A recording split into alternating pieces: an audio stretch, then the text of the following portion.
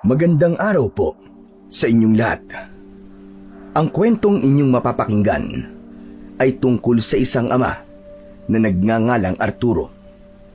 Gumuho ang mundo niya nang biglaang namatay ang kanyang asawang si Maricris.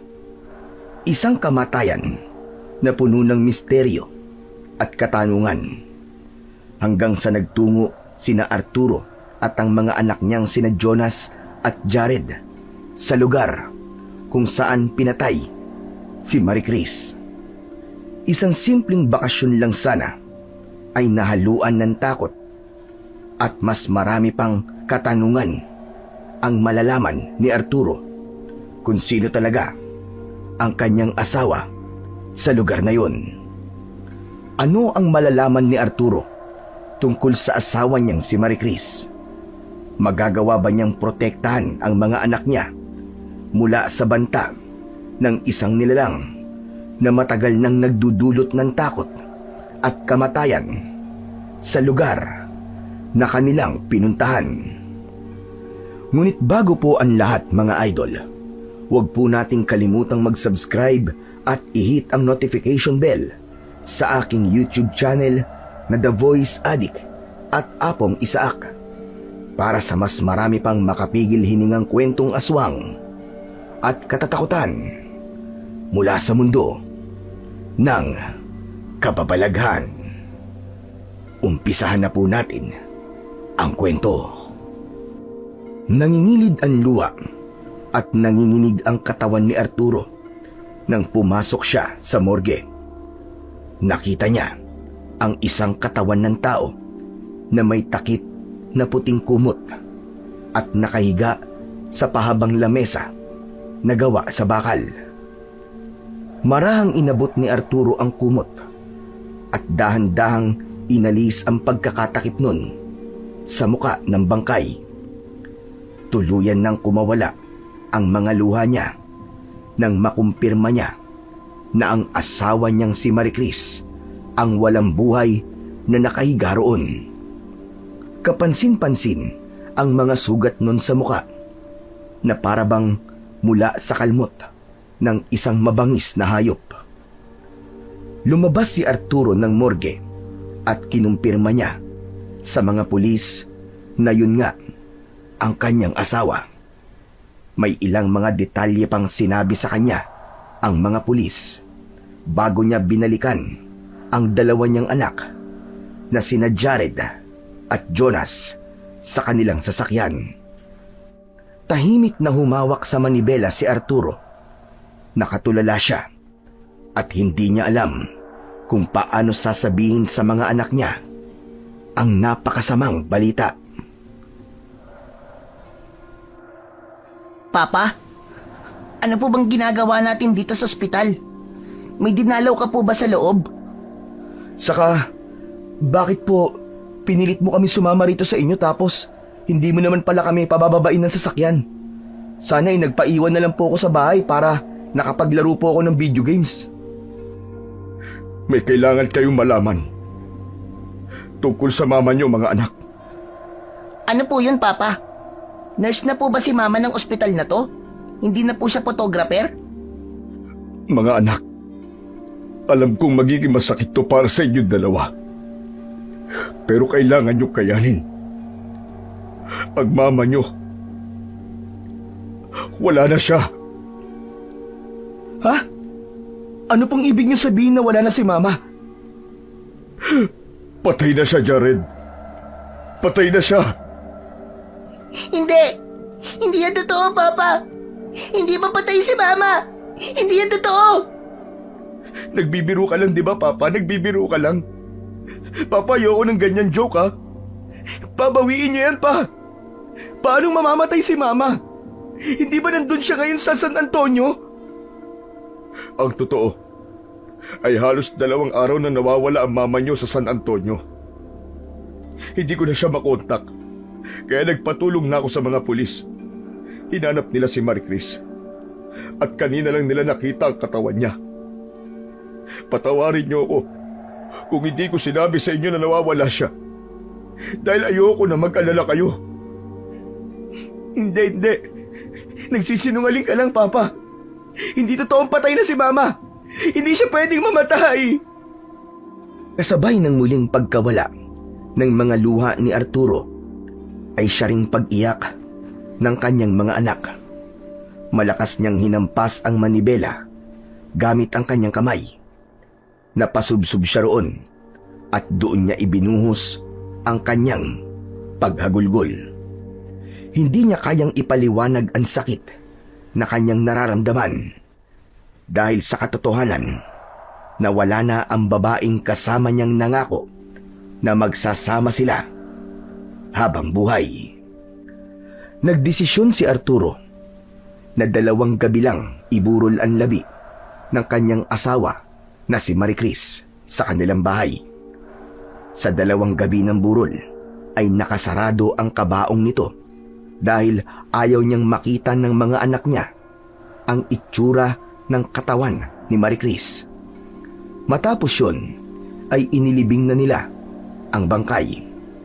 Hanggang sa sandaling yun ay ramdam na ramdam niya na hindi pa rin makapaniwala ang 2 niyang anak sa nangyari sa nanay ng mga ito.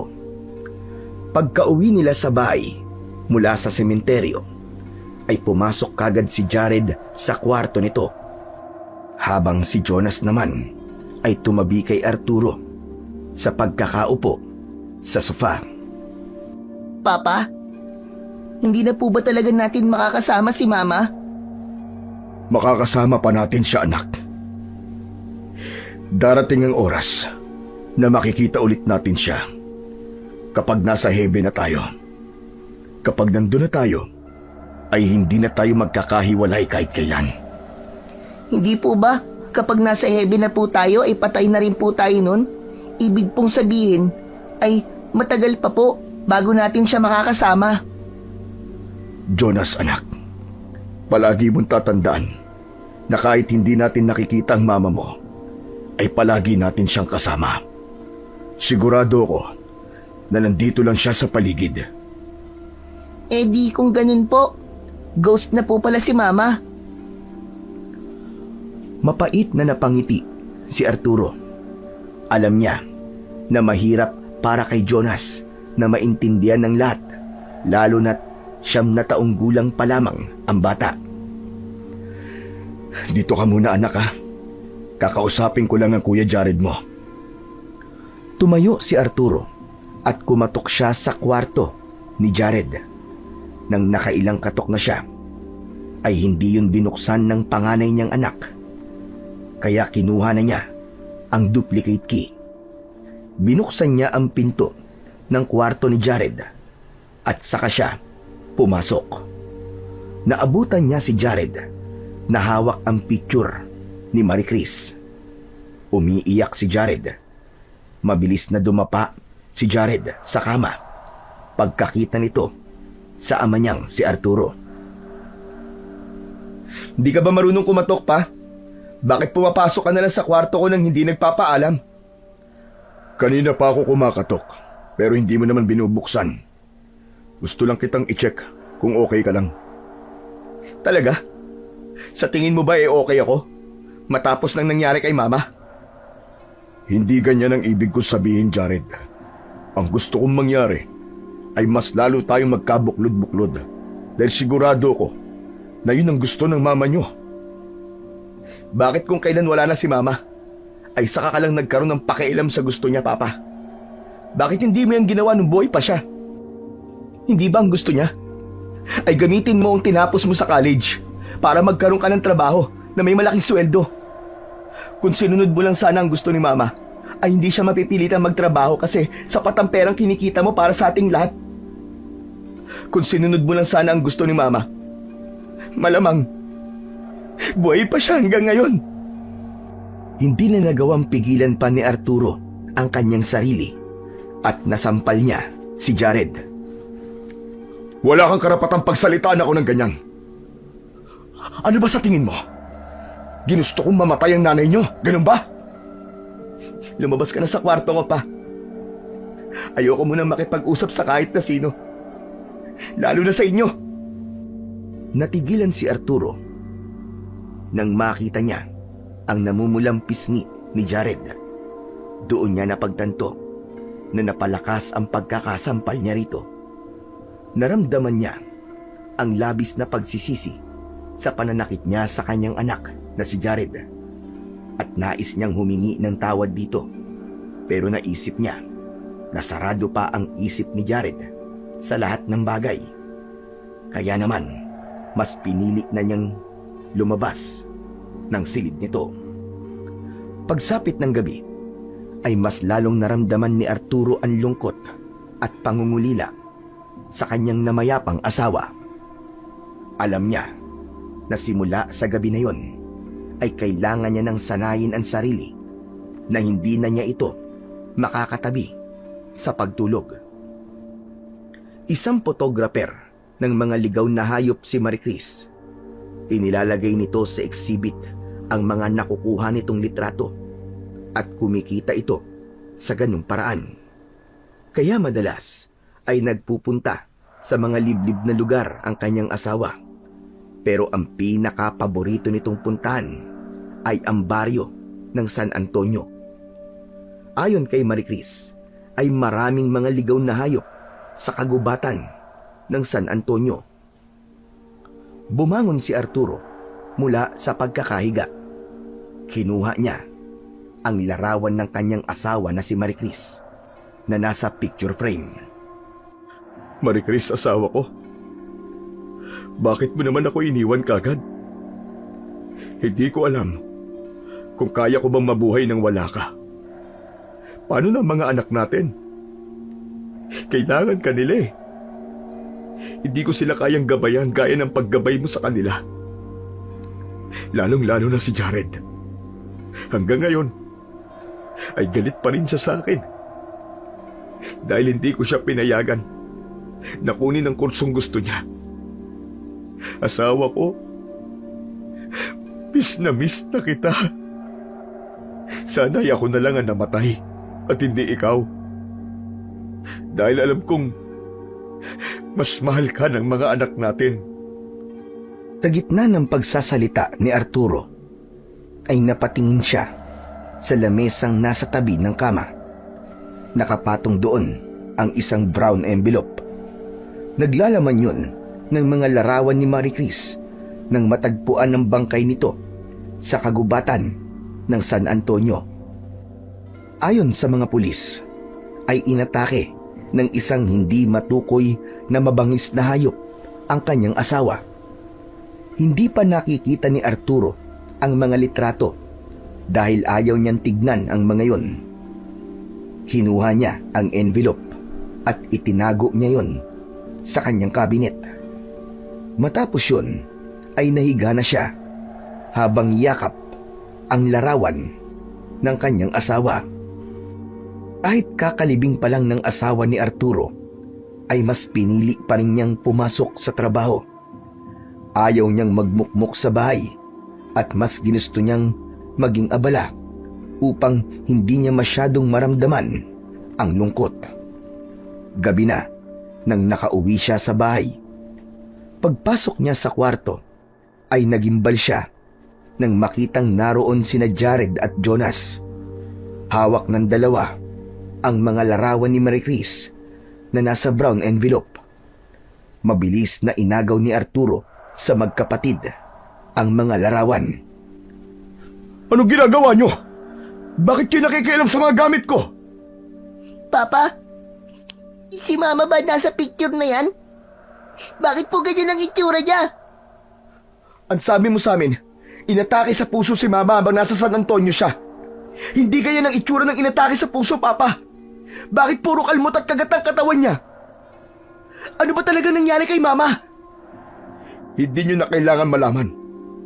Ayokong maalala niyo siya sa itsura niya sa mga larawang ito. Kaya ayokong makita niyo to.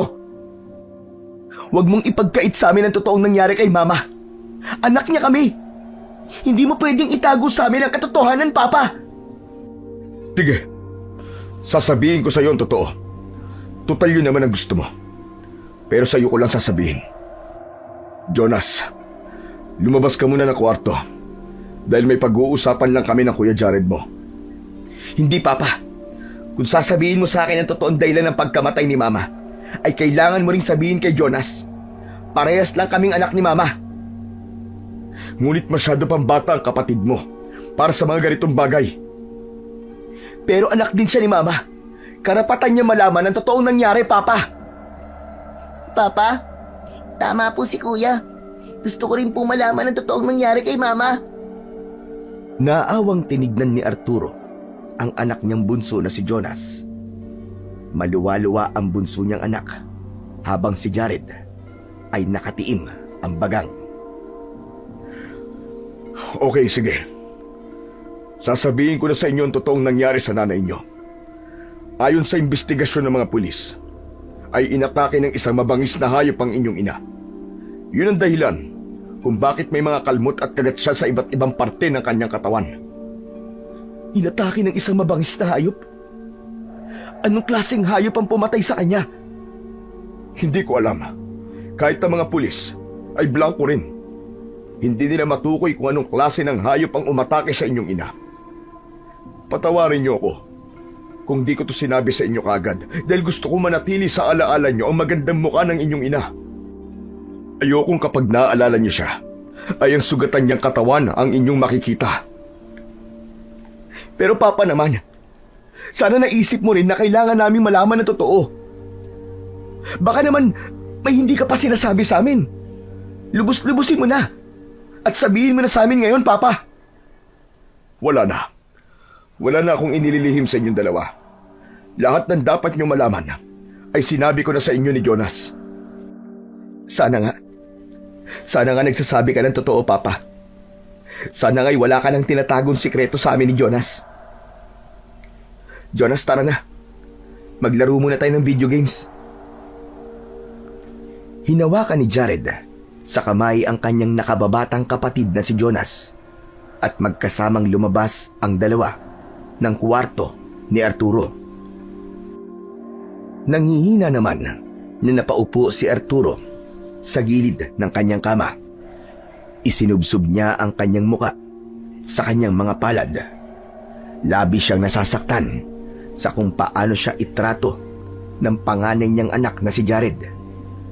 Simula kasi nang tutulan niya ang kagustuhan nitong maging isang pulis, ay nag-iba na ang pakikitungo nito sa kanya.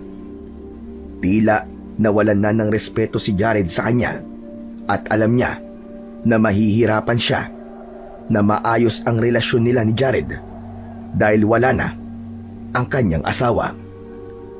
Sa mga lumipas na araw, ay lalo pang lumayo ang loob ni Jared kay Arturo.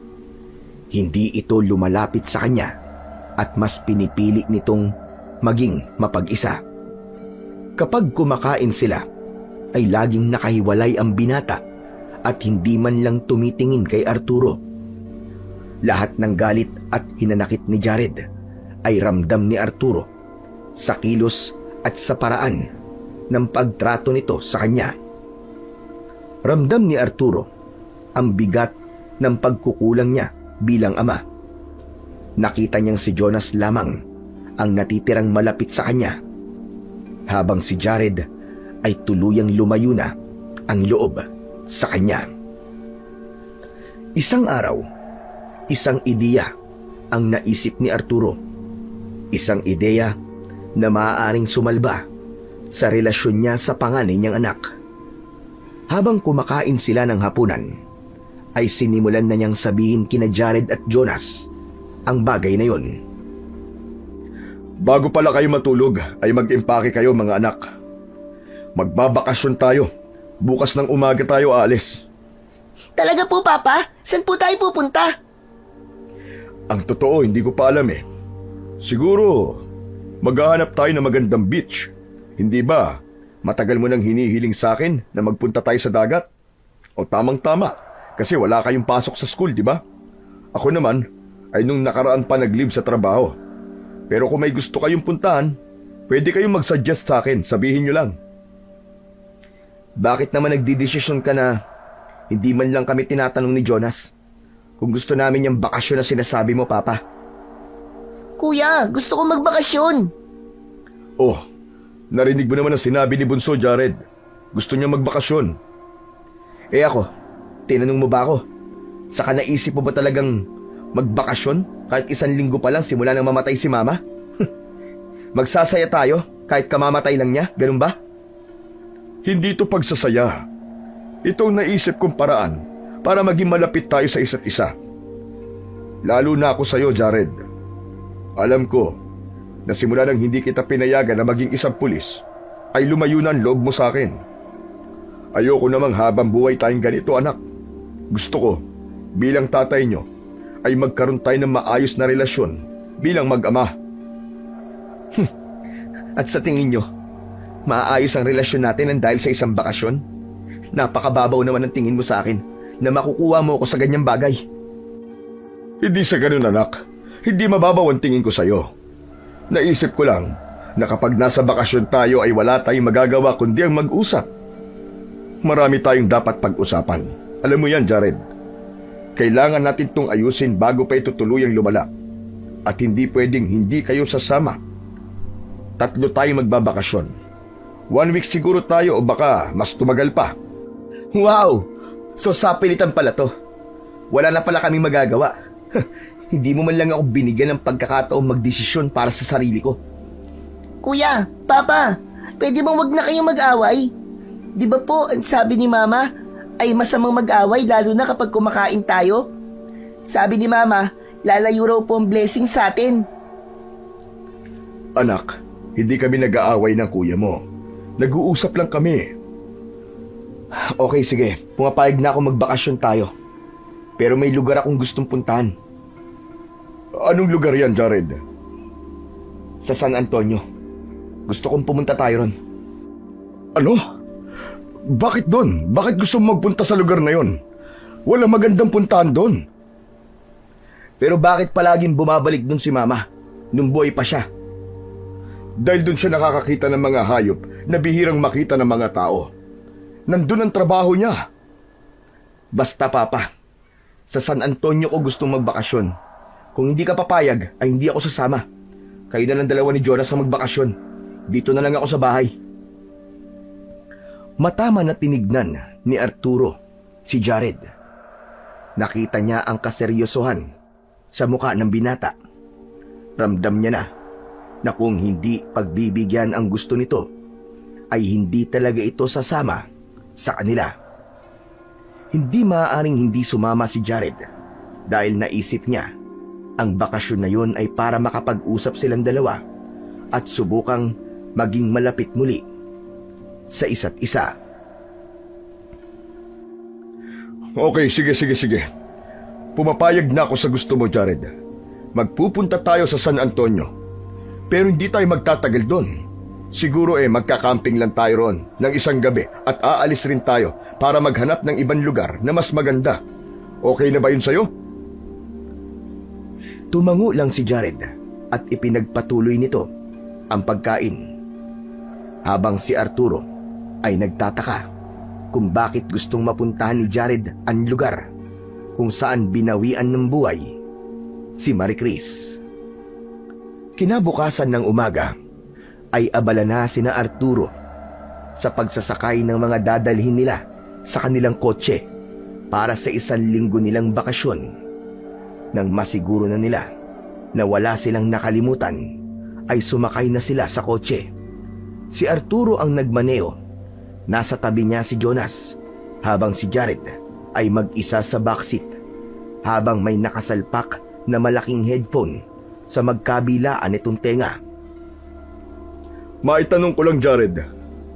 Bakit gusto mong magpunta tayo sa San Antonio?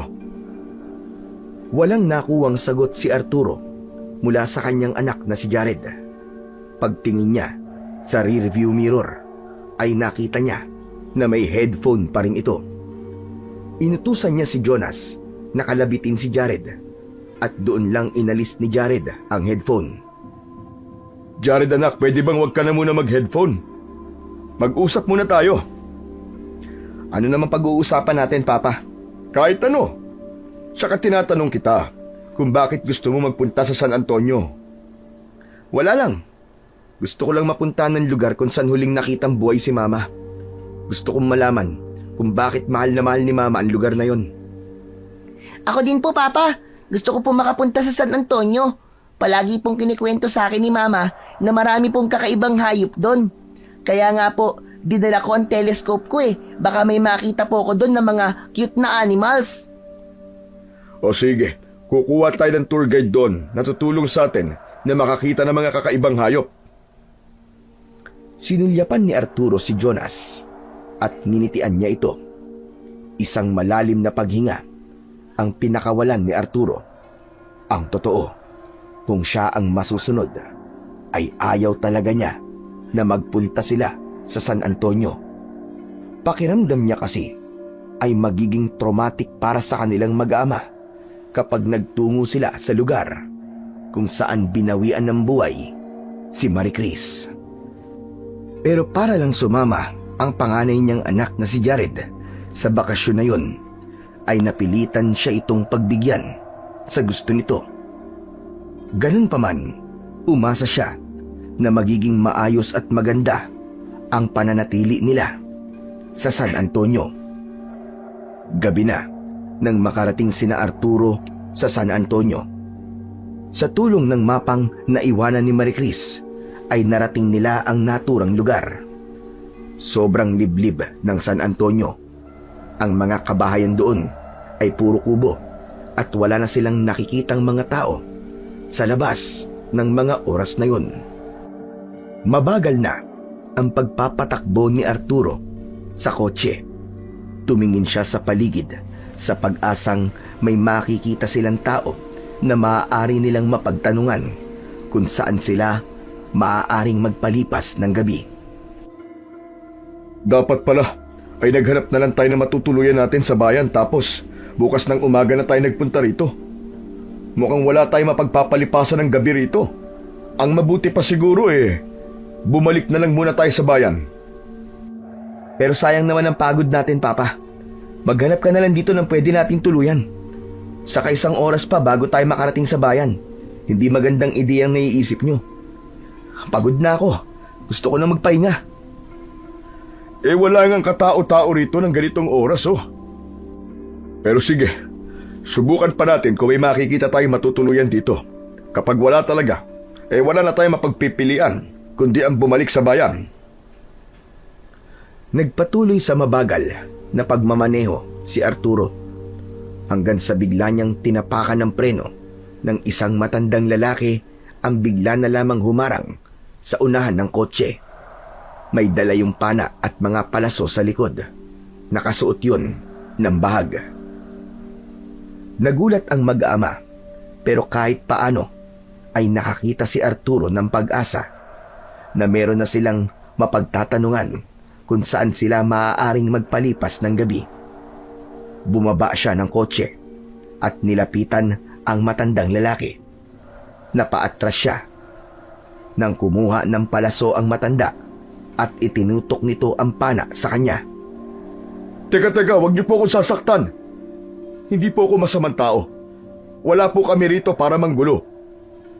Sino ka? At anong ginagawa mo rito sa aming baryo ng ganitong oras? Ako po si Arturo. Galing po ako sa syudad. Kasama ko po ang dalawa kong anak. Nandito po kami para magbakasyon sa inyong lugar. Hindi lugar ng bakasyonan ng aming baryo. Umalis na kayo rito. Pero pagod na po ang dalawang anak ko. Kailangan po namin na matutulugan kahit ngayong gabi lang. Magsasalita pa sana ang matandang lalaki nang umalingaw-ngaw ang malakas na pag-angil na tila nagmula sa isang napakalaking mabangis na hayop. May pagtatakang luminga si Arturo sa paligid. Anong hayop po yun? Napakalakas naman ang angil niya. Hindi kayo ligtas dito sa labas ng ganitong oras. Sumunod kayo sa akin at doon na muna kayo magpalipas ng magdamag sa aking kubo. Naku, maraming salamat po. Sumakay na rin po kayo sa kotse namin at ituro nyo na lang kung nasaan ang bahay nyo. Hindi ako sumasakay sa ganyang uri ng sasakyan. Sundan nyo na lang ako. Madali. Sige po, kung yan po ang gusto nyo. Muling sumakay si Arturo sa kotse habang ang matandang lalaki ay nagsimula ng naglakad. Kapansin-pansin ang paglinga ng matanda sa paligid na para bang meron yung kinatatakutan. Papa, sino po yung matandang lalaki? Hindi ko alam. Pero nag-offer siya na dun muna tayo magpalipas ng gabi sa bahay niya. Sigurado ka ba mapagkakatiwalaan natin siya? Tingnan mo, may dala pa siyang pana. Sa tingin ko, normal sa tao rito ang may dalang pana dahil maraming hayop sa paligid. Siguro isa siyang mangangaso. Saka mukhang mapagkakatiwalaan naman siya eh. Makalipas ang ilang sandali, ay huminto ang matandang lalaki sa harapan ng isang kubo na nakatayo sa malawak na bakuran. Inihinto na rin ni Arturo ang kanyang sasakyan. O sige na, huwag niyo nang dalhin ang lahat ng gamit niyo dahil aalis din tayo bukas ng umaga. Dalhin niyo lang ang mga kailangan niyo sa pagtulog. Tanging jacket lamang ang dinala ni Arturo nang bumaba siya ng sasakyan. Nang bumaba na rin sina Jonas at Jared, ay sumunod sila sa loob ng kubo ng matandang lalaki. May tamang laki ang kubo. Tanging gasera ang pinagmumulan ng liwanag doon. Agad na isinarado ng matanda ang pinto. Maraming salamat po sa pagpapatuloy niyo sa amin. Ito po pala ang mga anak ko, si Jared at si Jonas. Kayo po, Tatang. Ano pong pangalan niyo? Tinatawag ako sa lugar na to sa pangalan na Apong Agani. Ako ang namumuno rito sa San Antonio.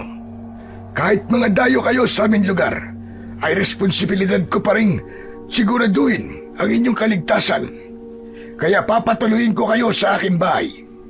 Ipaglalatag ko kayo ng banig upang makapagpahinga na kayo.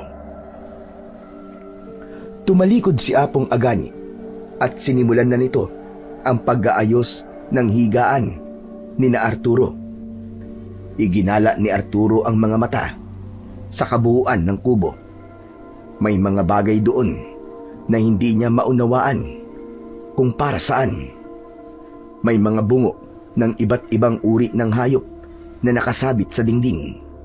Sa isang sulok ay may mga bote na may laman na tila langis na may nakababad na mga pinatuyong daon. Nang matapos na si Apong Agani sa pag-aayos sa higaan, ay humiga na roon sina Arturo. Papa, ang tigas po ng higaan. Sumasakit po ang likod ko. Pagtiisan mo na lang muna, bunso. Hayaan mo. Bukas kapag nag-camping tayo, ay malambot na ang hihigan mo. Dahil nagdala ko ng kutsyon. Sige na, matulog ka na. At alam kong pagod ka sa biyahe natin. Hindi nagtagal ay nakatulog na sina Jared at Jonas, habang si Arturo ay gising na gising pa rin. Hindi siya dinadalaw ng antok. Wala siyang ideya kung dahil ba yun sa namamahay siya o dahil sa pakiramdam niya na may kakaiba sa paligid. Napansin ni Arturo na simula nang lumabas si Apong Agani kanina ay hindi pa yun bumabalik. Tinignan niya ang oras sa kanyang relo at nalaman niya na 1:00 na ng madaling araw. Maingat na bumangon si Arturo.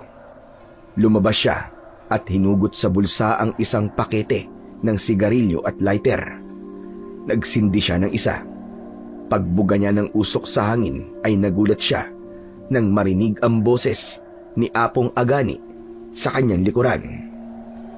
Anong ginagawa mo rito sa labas? Pumasok ka na. Hindi ba't sinabi ko na hindi ligtas sa labas ng ganitong oras? Nakakagulat naman po kayo. Pasensya na po pero hindi po kasi ako makatulog eh. Namamahay po siguro ako. Pero bakit pala delikado rito sa labas kapag ganitong oras, Tatang? May mababangis po bang hayop na gumagala rito? Sana nga ay mabangis na hayop lang ang gumagala rito. Teka, ano pong ibig niyo sabihin? Wala. Huwag ka nang maraming tanong at sundin mo na lamang ang sinabi ko. Sige na, pumasok ka na sa loob. Tatapusin ko lang po ito sigarilyo ko tapos papasok na rin ako. Muling narinig ni Arturo ang pag-alingaw-ngaw ng malakas na angil ng isang hayop. Talaga palang maraming mababangis na hayop dito.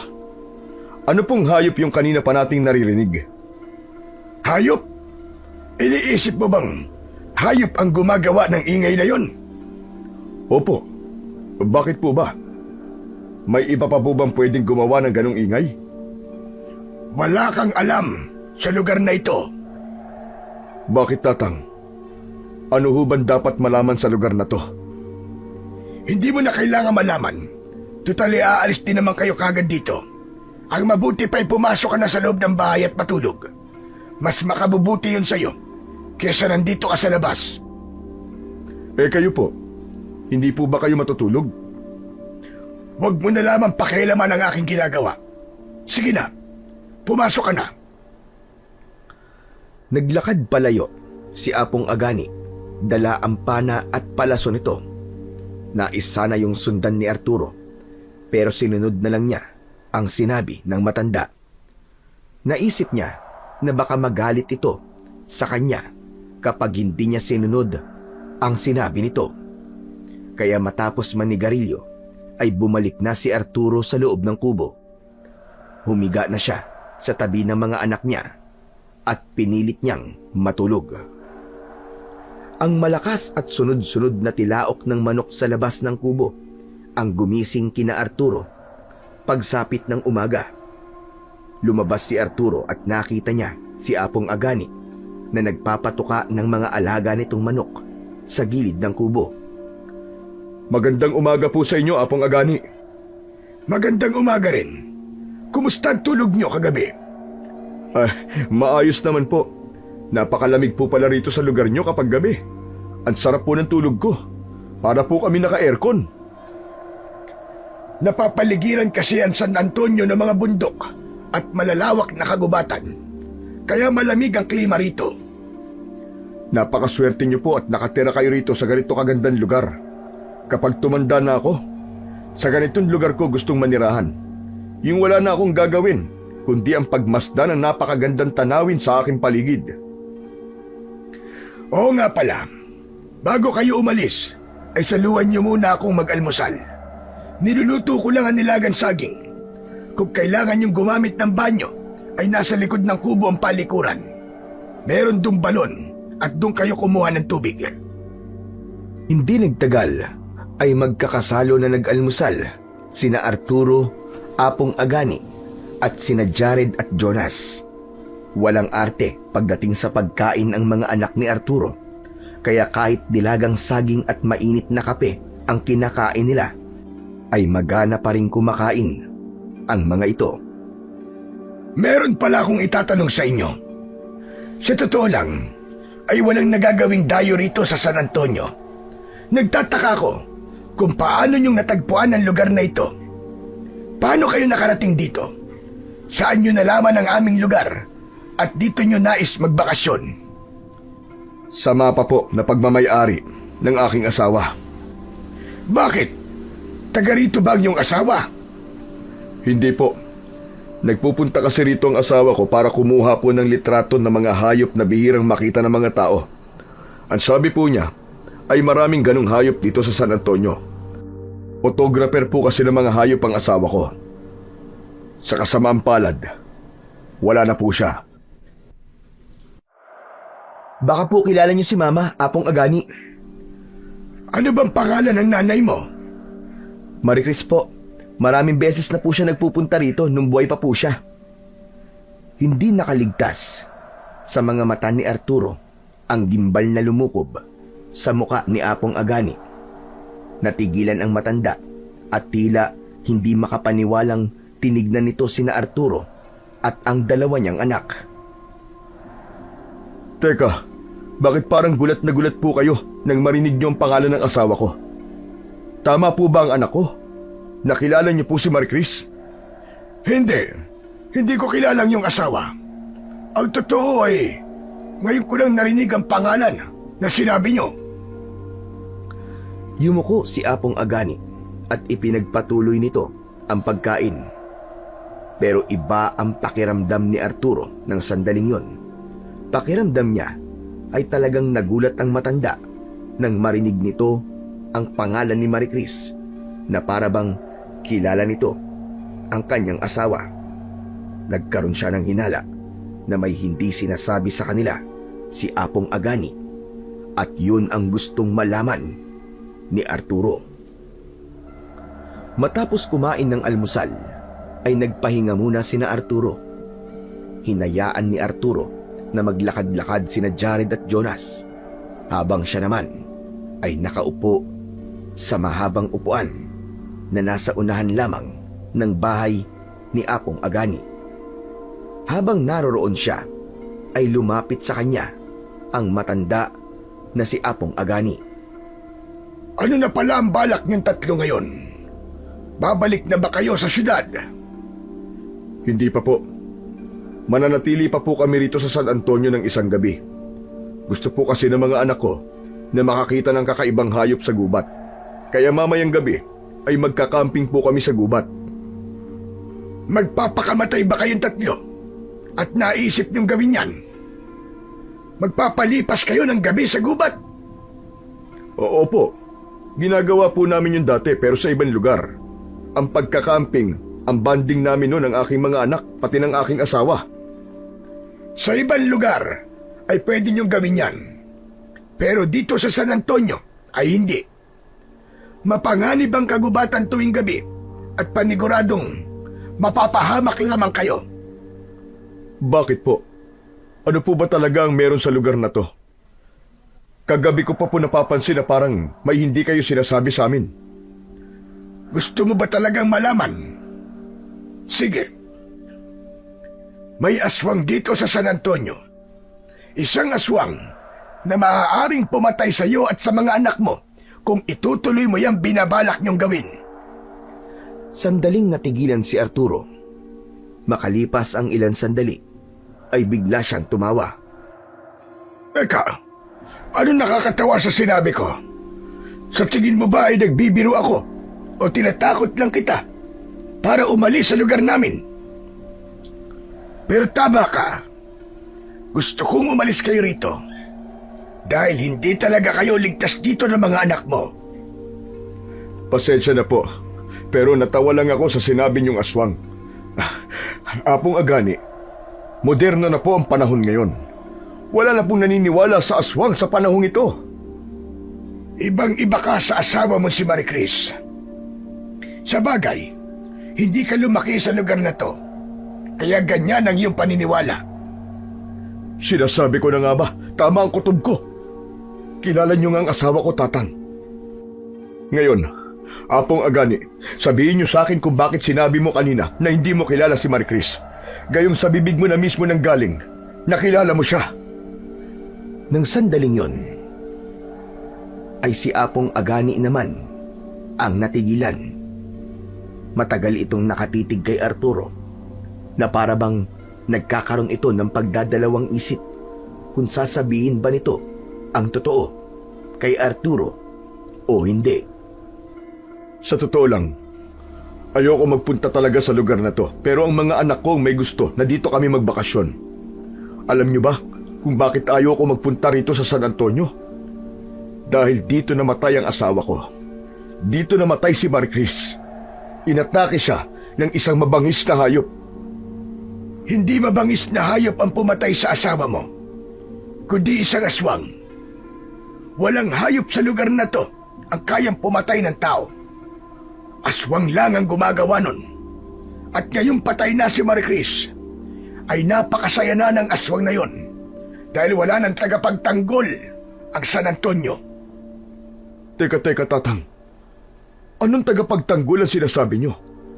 Photographer ho si Maricris. Nagpupunta siya sa lugar na to para kumuha ng litrato ng mga hayop. Ilang taon na ba kayo magkakilala ni Maricris, Arturo? Mahigit 2 dekada na. Napakatagal na pala. Tapos asawa mo pa siya. Pero kahit matagal na kayong magkakilala, ay hindi mo pa rin pala siya lubusang kilala. Ngunit hindi na ako nagtataka kung bakit hindi sinabi sa'yo ng asawa mo ang isang parte ng kanyang buhay dahil alam niya na hindi ka maniniwala sa mga aswang. Sige, sasabihin ko na sa iyo ang buong katotohanan tungkol sa iyong asawa na si Maricris. Ang asawa mo ay anak ng isang dating manunugi sa lugar na ito. Sa kanya ipinamana ng kanyang ama ang misyon na hindi nito napagtagumpayang gawin, at yun ay ang patayin ng aswang na si Rahim, na matagal nang nananalasa dito sa baryo ng San Antonio. Pasensya ka na po, Apong Agani. Wala akong oras na makinig sa mga sinasabi mo na yan. Siguro nga kilala mo si Maricris, pero lahat ng sinasabi mo tungkol sa kanya ay walang katotohanan. Kung ano man ang dahilan nyo para gumawa ng mga ganyang kwento, ay wala na akong balak pang alamin. Excuse me po, hahanapin ko lang po mga anak ko para makaalis na kami rito sa bahay nyo. Tatalikod na sana si Arturo nang muling nagsalita si Apong Agani na naging dahilan para mapahinto si Arturo. Sinasabi mo ba na hindi ka naniniwala sa mga sinasabi ko tungkol kay Maricris? Pero ramdam ko na may parte ng puso mo na gustong maniwala sa mga sinabi ko. Arturo, gaano mo nga ba kakilala ang asawa mo? Bakit ang pagiging manunugis niya ay hindi mo alam? Tumigil na kayo, Apong Agani. Hindi manunugis ang aking asawa. Hindi ka ba nagtataka kung bakit madalas na bumabalik dito ang iyong asawa? Dahil meron siyang tungkulin na dapat tapusin dito sa San Antonio. Hindi lang siya kumukuha ng litrato ng mga hayop. Kinakalaban niya rin ang aswang na si Rahim. Ilang beses na niyang sinubukang patayin si Rahim, pero hindi siya nagtagumpay. Hanggang sa ang kapalaran ni Maricris ay naging kagaya ng sa kanyang ama.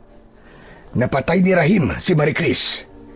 Isang napakalungkot na pangyayari ang pagkamatay ni Maricris sa San Antonio, dahil siya na lamang ang natitirang may dugong manunugis sa aming lugar.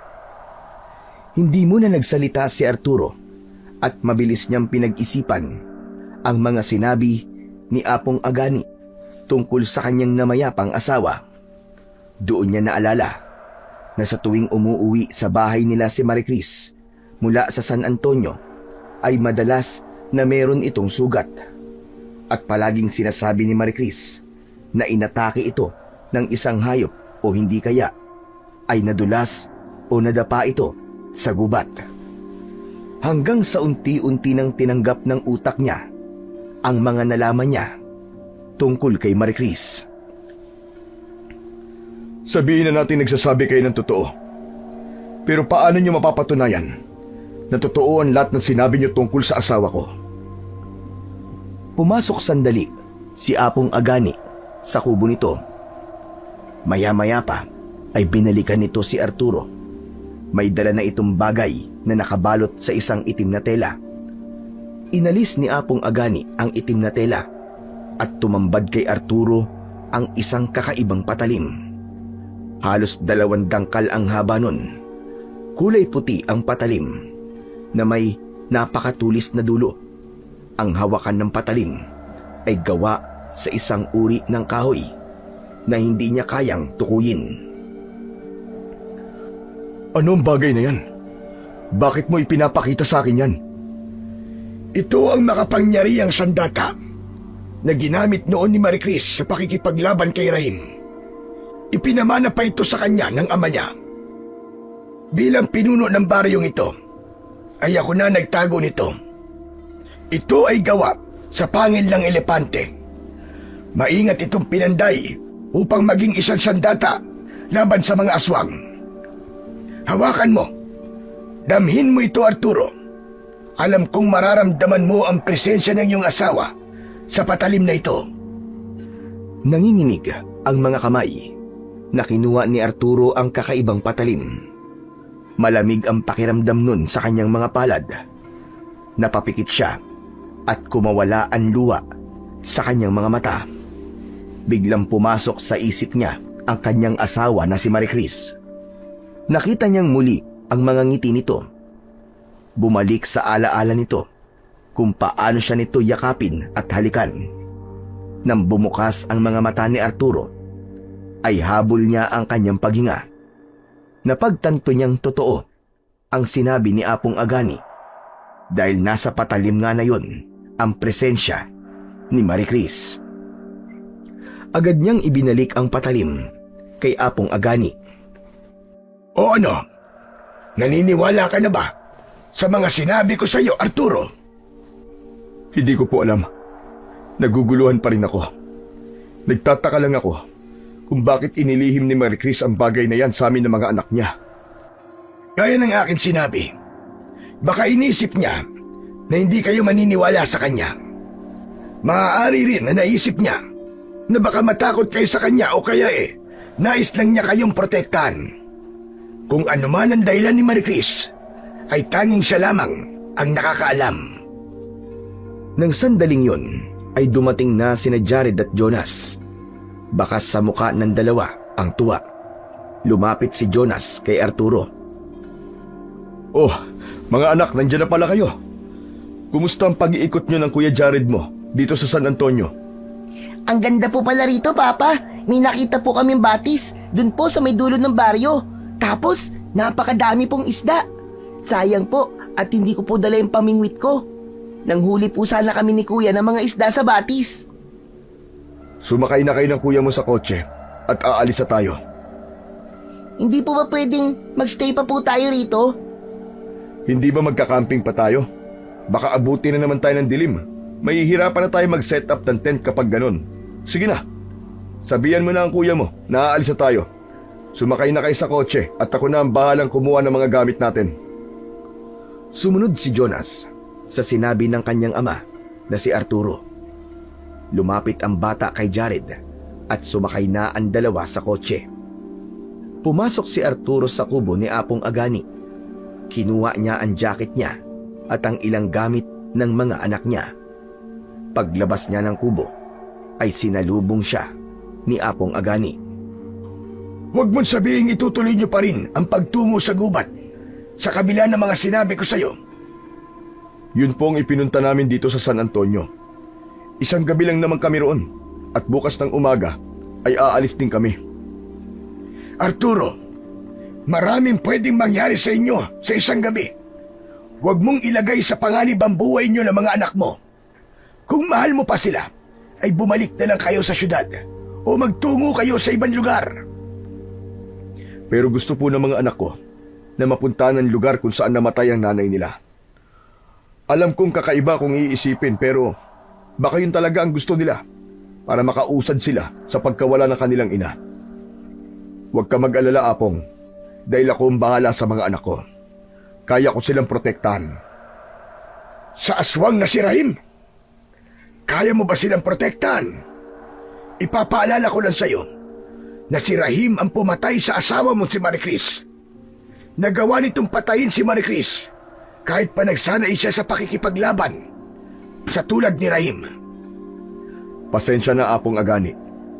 Pero kahit na anong sabihin nyo, hindi nyo na kami mapipigilan sa pagkakamping namin sa gubat. Alam ko na matutuwa doon ang mga anak ko at wala akong ibang gusto kundi ang kasiyahan nila dahil kamamatay lamang na nanay nila. Sige o, aalis na po kami. Maraming salamat po sa pagpapatuloy nyo sa amin ng mga anak ko dito po sa bahay nyo. Inilabas ni Arturo ang wallet mula sa kanyang bulsa. Humugot siya roon ng 2,000 piso at inabot niya yon kay Apong Agani. Tanggapin po nyo ito bilang kapalit ng pagtulong nyo po sa amin. Hindi ko kailangan ng pera mo. Ang kailangan ko ay makinig ka sa sinasabi ko na wag na kayong pumunta sa kagubatan. Sige na po, Apong Agani. Tanggapin nyo na po ito. Si Arturo na mismo ang naglagay ng pera sa bulsa ng pantalon ng matandang lalaki. Tumalikod na siya para sumakay sa kotse pero nakakailang hakbang pa lamang siya nang hawakan ni Apong Agani ang isa niyang braso. Muli niyang nilingon ang matandang lalaki. Bakit po? May nakalimutan pa ba kayong sabihin? Kung hindi ko na talaga kayo mapipigilan, na magpunta sa gubat, ay isang bagay lang ang hilingin ko sa inyo. Dalhin mo ang patalim na to, na gawa sa pangil ng elepante. Ano naman po ang gagawin ko sa bagay na yan? Kung sakaling atakihin kayo ng aswang, ay gamitin mo to upang labanan siya. Naniniwala ko na narito sa patalim na to ang espiritu ng iyong asawa. Kaya alam kong gagabayan ka niya kapag ginamit mo ito. Tinignan ni Arturo ang kakaibang patalim. Naisip niya na gamit yun ni Maricris, kaya nararapat na siya ang magtabi nun. Kinuha niya ang patalim mula kay Apong Agani. Maraming salamat po, Apong Agani. Sige ho, mauuna na po kami. Mag-iingat kayo, Arturo. Protektahan mo ang mga anak mo sa abot ng iyong makakaya. Ipagdarasal ko ang kaligtasan nyo dahil alam kong mahalaga kayo kay Maricris. Isang matipid na ngiti at tango na lamang ang isinagot ni Arturo kay Apong Agani upang hindi na humaba ang kanilang pag-uusap. Habang naglalakad palapit sa kotse, ay binalot niya ng mabuti ang patalim gamit ang itim na tela. Pagsakay niya sa kotse, ay inilagay niya sa glove compartment ang patalim. Ano po yung nakabalot sa itim na tela, Papa? Wala. May binigay lang na halamang gamot si Apong Agani. Bakit parang ang tagal niyo po yatang magkausap ni Apong Agani, Papa? Nagtanong lang ako sa kanya ng daan papunta sa gubat. Di ba meron naman tayong mapa? Bakit kailangan mo pang magtanong sa kanya? Nagtanong lang ako sa kanya, baka may alam siyang shortcut. Pero wala pala, kaya sundin na lang natin kung ano nasa mapa. Jonas, excited ka na bang mag-camping? Opo, Papa. Ang tagal na rin po nating hindi nakakapag-camping eh. Saka gusto ko na rin po makakita ng iba't ibang mga hayop sa gubat. Ngumiti si Arturo kay Jonas. Sinulyapan niya sa rearview mirror si Jared na nakatingin sa labas at tila wala ng interes na magsalita. Binuhay na niya ang makina ng kotse at bago niya yon tuluyang paandarin ay sinulyapan niya muna si Apong Agani na nasa labas pa rin ng bahay nito at nakatingin sa kanila. Kapansin-pansin ang labis na pagkabahala sa muka ng matanda, pero hindi niya na yon binigyan ng pansin. Sinundan ni Arturo ang direksyon na nasa mapang dala nila. Dahil sa meron silang sasakyan, ay narating na nila ang bukana ng kagubatan sa San Antonio nang wala pang isang oras. Ipinasok niya sa gubat ang kotse, pero naging makipot na ang daan. Kaya wala na siyang nagawa, kundi ang ihinto yun. Hanggang dito na lang ang kaya ng sasakyan natin, mga anak. Hindi na tayo makakapasok pa. Magtulong-tulong na lang tayo sa pagdadala ng mga gamit. Pero ako na ang bahala sa mabibigat. Yung magagaan na lang ang dalhin yung dalawa. Naunang bumaba ng sasakyan si Arturo. Binuksan niya ang trunk ng kotse at isa-isa niyang inilabas ang mga gamit nila. Kinuha niya ang mabibigat at hinayaan niyang sila Jonas at Jared ang magdala ng magagaang mga gamit. Habang naglalakad ay nakita nila ang kagandahan ng kagubatan. Napakaraming matataas na puno sa paligid. Halata sa lugar na hindi yun gaanong napupuntahan ng mga tao, hanggang sa nakakita sila ng isang maluwag na bahagi ng gubat kung saan hindi masyadong siksikan ang mga puno. Dito na lang tayo magtayo ng tent. Mas patagan lupa rito kumpara sa mga dinaanan natin kanina. Inilapag na nila ang kanilang mga gamit at sinimulan na nilang buuin ang tent. Nang maayos na ang kanilang tent, ay inilabas na ni Arturo ang portable gas stove at nagsimula na siyang magluto ng pagkain. Sa kabilang banda, nanatiling malamig ang kilos ni Jared. Nakaupo yun sa malaking ugat ng puno at nakatingin sa kawalan na parabang wala itong ganang kumilos. Nilapitan ni Arturo si Jared. Umupo siya sa tabi nito Pero biglang tumayo si Jared. Mabilis na hinawakan ni Arturo ang braso ng panganay niyang anak. Sandali lang, Jared. Pwede ba mag-usap tayo? Hindi ba ginagawa natin ang bakasyon na to para makapag-usap tayong dalawa? Ikaw lang ang may gustong gawin yan, Papa. Pero ako wala. Magpapahinga na muna ako sa loob ng tent. Tawagin niyo na lang po ako kapag kakain na. Hinayaan na lamang ni Arturo si Jared na umalis sa tabi niya. Napailing siya habang pinapanood ang pagpasok ni Jared sa tent. Huminga siya ng malalim at ipinagdasal niya na sana ay maging bukas na ang puso ni Jared para pag-usapan ang isyu nilang mag-ama. Pagkatapos kumain ng mag-aama, ay naisipan nila na maglakad-lakad sa kagubatan. Dala ni Jonas ang telescope nito at kapag may nakikita itong gumagalaw, ay agad nito yung tinitignan gamit ang telescope. Tuwang-tuwa naman si Jonas kapag may nakikita itong hayop na malayang naninirahan sa kagubatan na yon. Habang naglalakad, ay kinuha ni Arturo ang pagkakataon na yon para kausapin ang anak niya na si Jared. Siguro naman ay masaya ka na kasi nandito na tayo sa paboritong lugar ng mama mo. Hindi nakapagtataka na naging paborito niya ang San Antonio. Napakaganda rito at napakatahimik. Maganda at tahimik nga. Pero dito naman siya namatay. Sayang at hindi natin nagawang magpunta sa lugar na to nung buhay pa ang nanay niyo. Hindi ba? Ilang beses na natin siyang niyaya na isama tayo rito pero ayaw niya. Ewan ko ba? Pero parang sinasadya ni Mama na huwag tayo magpunta rito sa San Antonio. Dahil sa sinabing yun ni Jared, ay naalala niya ang mga sinabi sa kanya ni Apong Agani tungkol sa asawa niyang si Maricris.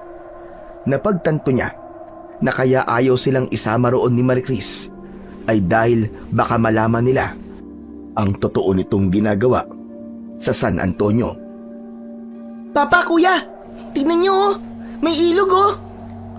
Saan? Aba, oo nga no. Napakalinis ng tubig. Gusto niyo bang maligo? Opo, Papa. Tuwang-tuwa na lumusong sa tubig si Jonas.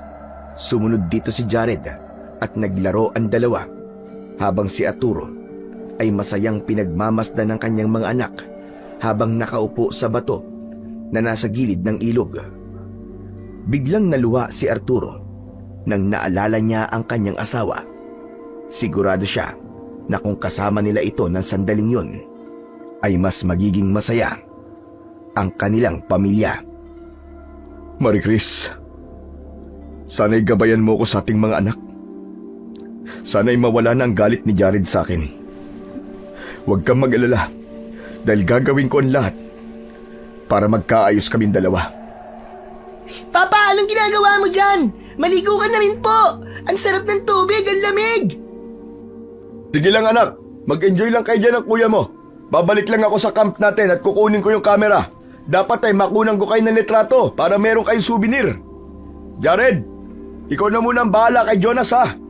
Mag-iingat kayo. Tumangulang si Jared bilang tugon.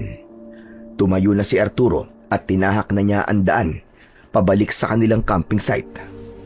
Sa kanyang paglalakad ay pinagmasdan niya ang napakagandang kapaligiran. Hindi niya napigilang humanga sa kanyang nakikita. Ngunit hindi rin niya naalis sa utak niya ang katotohanan na sa lugar na yon namatay ang kanyang mahal na asawa. Nang malapit na si Arturo sa camping site, ay saglit siyang napahinto nang may nakita siyang matangkad na lalaking nakatayo sa labas ng kanilang tent. May kalakihan ng katawan ng lalaki at meron yung makapal na bigote at balbas. Sa tansya niya ay magkaedad lamang sila ng lalaki. Nilapitan ni Arturo ang lalaki. Sino ka? Anong ginagawa mo rito? Ikaw yata ang dapat kong tanungin yan. Dahil nakatira ako sa gubat na to. Anong ginagawa mo rito? At sino ka? Ako si Arturo. Kasama ko ang mga anak ko at nagkakamping kami rito. Hindi ko alam na mayroon palang nakatirang tao sa gubat na to. Ako naman si Berto. Nakita ko lang tong tent. Kaya nagtataka ako kung kanino to. Hindi ko rin alam na pinapayagan na pala ang pagkakamping sa gubat na to. Isang gabi lang naman kami rito. Bukas ng umaga ay aalis na rin kami. Tumango-tango ang lalaking nagpakilalang si Berto. Hindi na yun nagsalita at umalis na. Agad na tinignan ni Arturo ang mga gamit nila dahil baka merong nawala roon. Nakahinga siya ng maluwag nang masiguro niya na walang nawawala sa kanilang mga gamit. Kinuha na niya ang kamera at sa kanya binalikan sina Jared at Jonas sa ilog. Pagbalik ni Arturo sa ilog ay kinunan niya ng litrato ang kanyang mga anak. Kumuha rin sila ng litrato na magkakasama silang tatlo. Nakisali na rin si Arturo kina Jared at Jonas sa paliligo sa ilog. Makalipas ang ilang sandali ay bumalik na sila sa camping site dahil nakaramdam na sila ng gutom. Gumawa ng sandwich at nagtimpla ng orange juice si Arturo at yun ang kanilang pinagsaluhan. Matapos kumain ay muli silang naglakad-lakad sa kagubatan upang makakita ng iba't ibang mga hayop. Sinamantala nila na maliwanag pa dahil kapag kumagat na ang dilim ay hindi na nila yun magagawa. Mabilis na lumipas ang mga oras at sumapit na nga ang gabi. Mas naging malamig na ang paligid kaya kumuha na ng tuyong kahoy si Arturo at gumawa na siya ng bonfire. Inilabas na rin niya ang mga hotdog na nakatusok sa stick at barbecue at nagsimula silang mag-ihaw. Habang ginagawa nila yon, ay naisipan ni Arturo na pag-usapan si Maricris. Mga anak, ano pala yung pinaka-namimiss nyo sa mama nyo? Yung pagluluto niya po ng masarap na pagkain, Papa. Ikaw po kasi, hindi ka masarap magluto eh. Pero sinusubukan ko naman, di ba? Kahit na, Papa. Kung hindi po maalat eh, wala naman pong lasa ang luto nyo. Hayaan mo at mag-e-enroll ako sa cooking class para matuto ko magluto. Para hindi ka na nagre-reklamo sa luto ko sa susunod. Eh ikaw naman, Jared. Anong namimiss mo sa mama mo? Marami. Pero isa sa mga namimiss ko sa kanya ay yung pagiging supportive niya sa akin. Yung kapag alam niya na hindi ako mapapahamak sa gagawin ko at alam niya na gusto ko, ay hahayaan niya lang ako. Jared, kung gusto mo talaga maging pulis ay hahayaan na kita. Pinapayagan na kita sa gusto mo na maging alagad ng batas. Tumutol ako nun sa bagay na yan dahil natatakot ako sa maaaring mangyari sa'yo kapag naging pulis ka na. Hindi ba sabi nila nasa hukay daw ang kalahating katawan ng isang pulis? Pero napagtanto ko na hindi kita pwedeng diktahan kung ano ang gusto mo maging dahil may sarili ka ng pag-iisip. Patawarin mo ko, anak, kung naging hadlang ako sa pangarap mo. Kung sinasabi mo lang yan para magkaayos tayo ay okay lang. Tatapusin ko na lang ang kursong kinukuha ko ngayon. Bukal sa loob ko ang pagsasabi nito, anak. Hindi ko to sinasabi para maging maayos tayo, kundi dahil may bagay lang akong na-realize nang mawala ang nanay nyo. At yun ay ang hayaan kayo sa inyong gusto, habang nakagabay ako sa inyo na kapatid mo. Biglang tumahimik ang tatlo matapos yung sabihin ni Arturo. Tanging ang huni ng mga panggabing ibon lamang ang manaka-naka nilang naririnig sa kanilang paligid. Hanggang sa binasag na ni Arturo ang katahimikan yon. Ako naman, kung tatanungin niyo ako kung anong namimiss ko sa mama niyo, ayun ang klase ng pagmamahal niya para sa ating tatlo. Kahit siya ang reyna ng ating pamilya, ay palagi niya tayong pinagsisilbihan. May mga araw man na hindi natin siya kasama dahil nagtatrabaho siya. Kapag naman nasa bahay siya, ay sinisiguro niya na nagagampanan niya ng maayos ang pagiging asawa niya sa akin at ina sa inyong dalawa. Papa, ngayong wala na po si Mama, maghahanap ka pa po ba ng bagong asawa mo? Jonas, huwag ka mag-alala. Dahil wala na akong balak na palitan ng mama nyo. Nangako ko sa kanya noon na siya ang una't huling babaeng mamahalin ko. Wala na akong pakialam kahit hindi na ulit ako magkaroon ng bagong asawa. Sapat na sa akin kayong dalawa.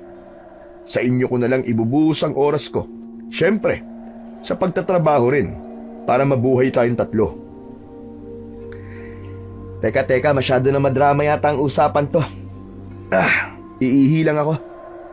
Mag-iingat ka at huwag kang lalayo, Jared, ha? Tumayo si Jared at naglakad palayo. Ipinagpatuloy naman ni na Arturo at Jonas ang kwentuhan.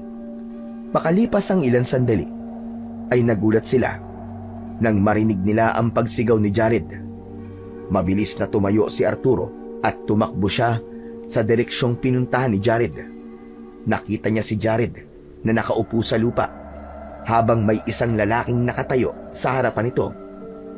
Nakahinga ng maluwag si Arturo nang malaman niya na si Berto ang lalaking yon. May hawak na sibat si Berto at may itak na nakasabit sa bewang nito. Isang walang buhay na baboy ramo ang nakasampay sa balikat nito. Tila walang pakialam si Berto kahit umaagos ang dugo ng baboy ramo sa katawan nito. Nagmamadaling tumayo si Jared at nagtago sa likod ni Arturo. Dumating na rin si Jonas at natakot ito pagkakita kay Berto. Papa, nakakatakot po siya. Huwag kayong matakot sa kanya, mga anak. Nakatira siya rito sa gubat. Nakilala ko siya kanina nung nasa ilog kayo at kinuha ko ang kamera sa tent. Berto, sila pala mga anak ko. Si Jared ang aking panganay at si Jonas ang aking bunso. Ikinagagalak ko kayong makilala. Ako nga pala si Berto. Hinilahad ni Berto ang isa nitong kamay na puno ng dugo.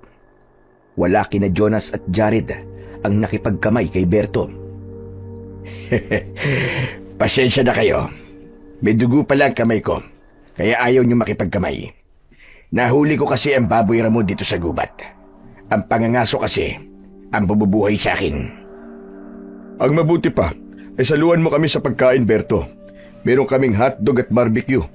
Masyado yung marami para sa amin tatlo. Tara na! Sumama na si Berto kina Arturo nang bumalik sila sa kanilang camping site. Kahit hindi komportable si Arturo na may dalang patay na hayop si Berto, ay hinayaan niya itong samahan sila bilang nakatira ito sa gubat na yon. Naupo na silang apat sa paligid ng bonfire. Inilapag ni Berto ang walang buhay na baboy ramo sa tabi nito at nagsimula na silang kumain. Kuya Berto, bakit niyo po pala pinatay yung baboy ramo? Hindi po ba kayo naawa sa kanya kasi baka po may pamilya siya na naghihintay sa kanya na umuwi po sa bahay nila? Jonas, anak, mangangaso ang Kuya Berto mo. Ganyan talaga ang ginagawa niya. Para lang din siyang nagkakatay ng baboy sa palengke. Ang kaibahan nga lang, siya mismo ang humuhuli sa kakatayin niyang hayop. Tama ang tatay mo. Pero minsan, kailangan natin pumatay para mabuhay.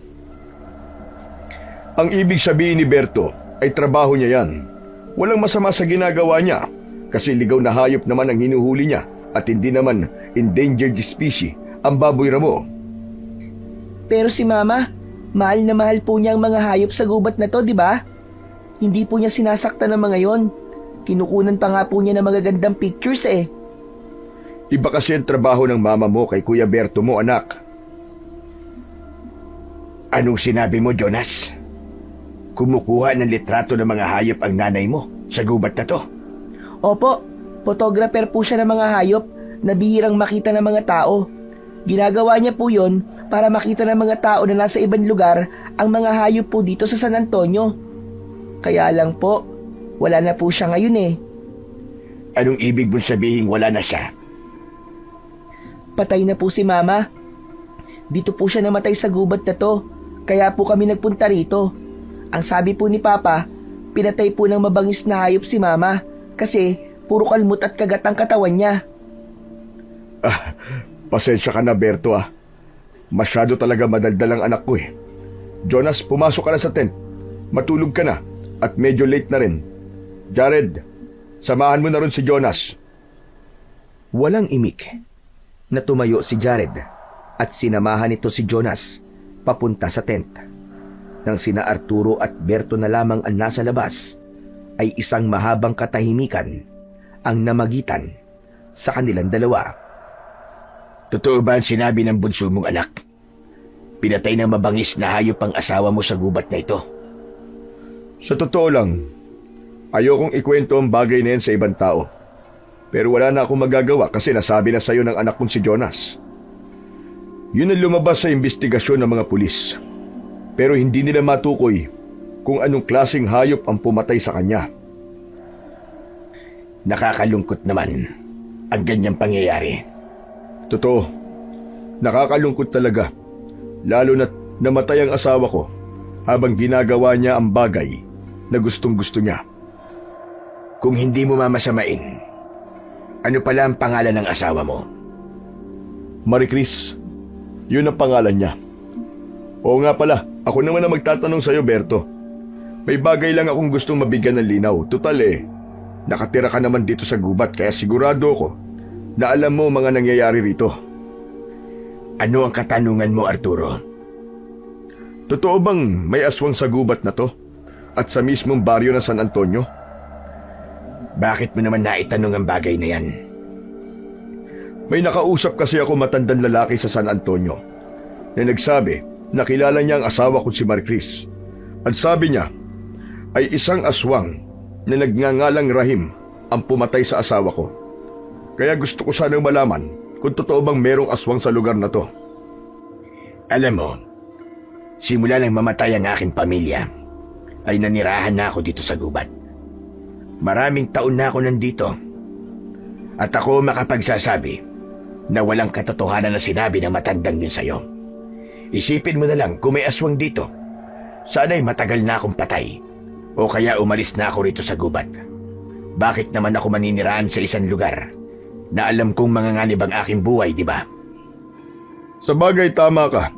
Hindi nga totoo siguro ang mga sinabi sa akin ni Apong Agani tungkol sa aking asawa.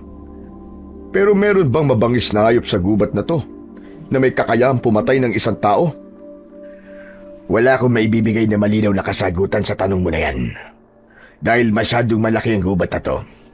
Kahit ako, ay hindi ko pa napupuntahan ang lahat ng parte at sulok nito. Wala akong ideya sa mga hayop na naninirahan dito. Ganun ba? Pero maraming salamat sa pagsagot mo sa tanong ko.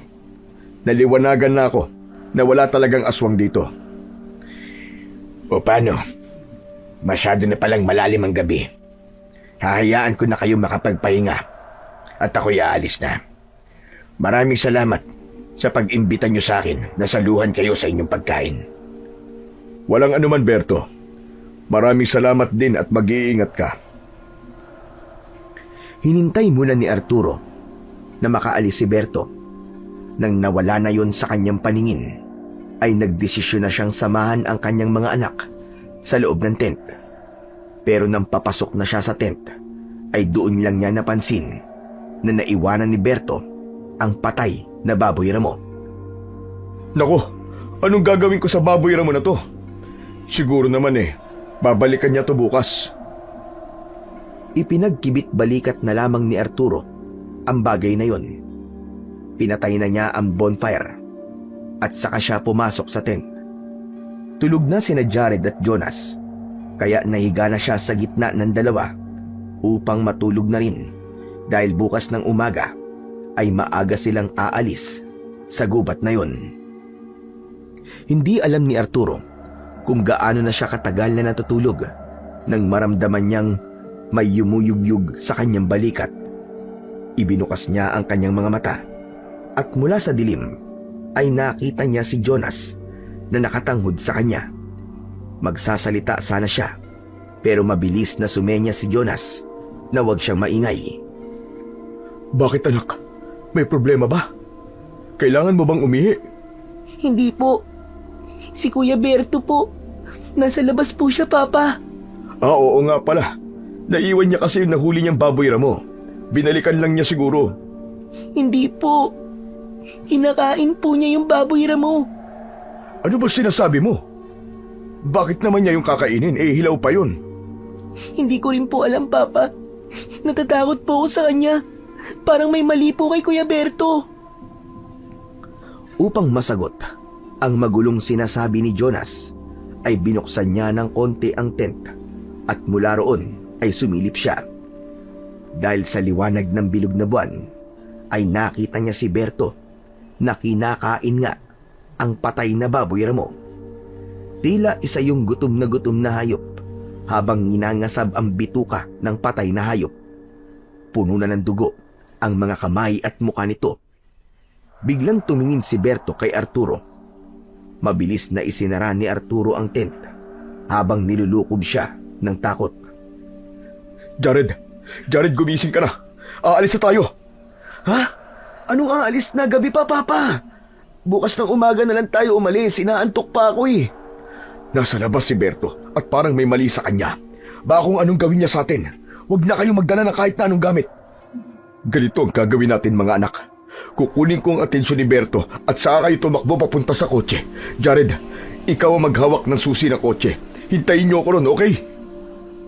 Kinuha ni Arturo ang susi ng kotse sa isang bag at inabot niya yon kay Jared.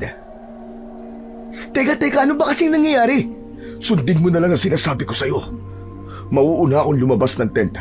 Tapos saka kayo sumunod. Isang malalim na paghinga ang pinakawalan ni Arturo.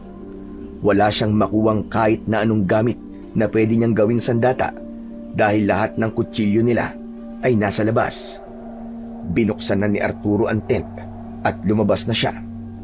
Nakatayo si Berto ilang dipaan layo sa kanila habang ang baboy ramo ay halos gutay-gutay na nasa paanan nito. Nang naramdaman ni Arturo na lumabas na rin sina Jared at Jonas, ay sa kanya sinimulang kunin ang atensyon ni Berto. Sa gilid ng kanyang mga mata ay nakita niya na naglalakad na ang mga anak niya papalayo. Berto? Berto, ayos ka lang ba? Oo naman. Bakit naman ako hindi magiging ayos? Bakit mo kinakain ang baboy ramo?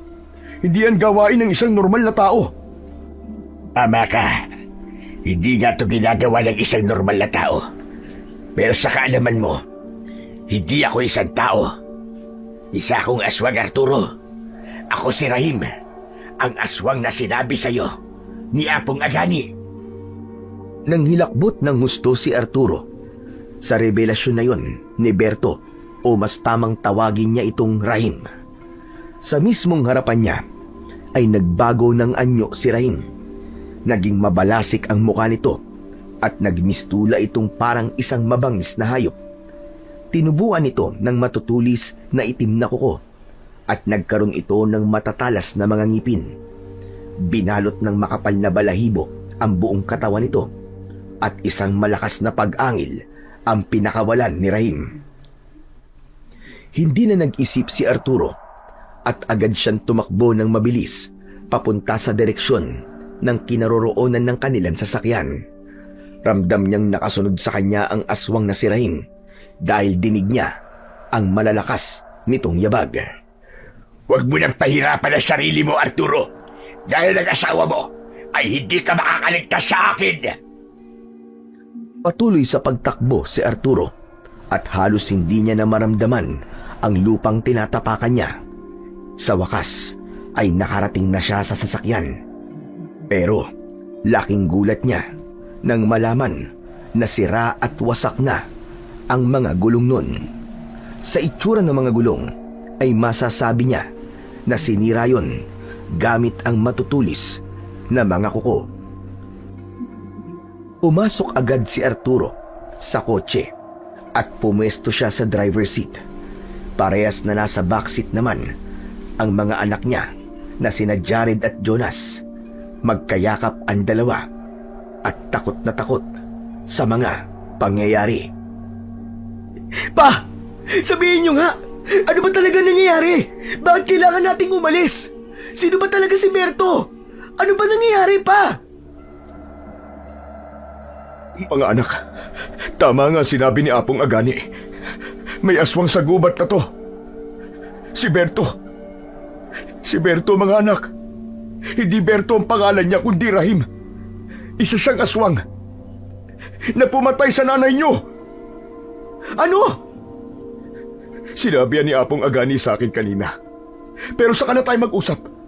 Ang kailangan nating gawin ngayon ay mag-isip ng paraan kung paano tayo makakaalis sa lugar na to. Pero Papa, sira na po ang gulong ng kotse natin eh. Paano pa po tayo makakaalis dito? Ano na pong gagawin natin? Hindi ko pa alam sa ngayon. Mag-iisip pa ako. Teka, sa ngayon, dito muna tayo sa loob ng sasakyan. Sa tingin ko naman ay ligtas tayo rito. Saka na tayo lumabas kapag umaga na. Papa, natatakot po ko. Ayoko pa po mamatay. Baka kainin po tayo ng aswang. Hindi ka mamamatay, Jonas. Walang mamamatay sa atin. Kayo na Kuya Jared mo.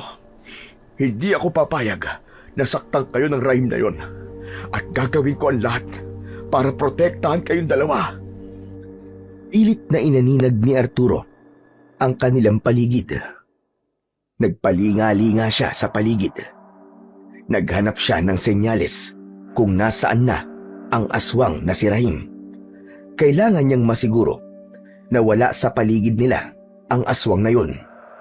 Nang sandaling yun ay hindi lamang takot ang nararamdaman niya, kundi puot dahil nakita niya na ang aswang na pumatay sa kanyang pinakamamahal na asawa. Nangako siya sa sarili niya na hindi siya papayag na gawin din ni Rahim sa mga anak niya ang ginawa nito kay Marie Chris. Kaya naman, kahit ibuwis niya ang sarili niyang buhay, ay gagawin niya upang masiguro niya ang kaligtasan ng mga anak niya na sina Jared at Jonas. Maya-maya pa ay sabay-sabay silang napasigaw nang biglang nabasag ang back windshield ng kotse. Paglingon nila roon ay nakita nila ang aswang na nakasampa sa likuran ng kotse. Bago pa makakilos si Arturo ay dinakma ng aswang ang braso ni Jonas at hinila palabas ng sasakyan.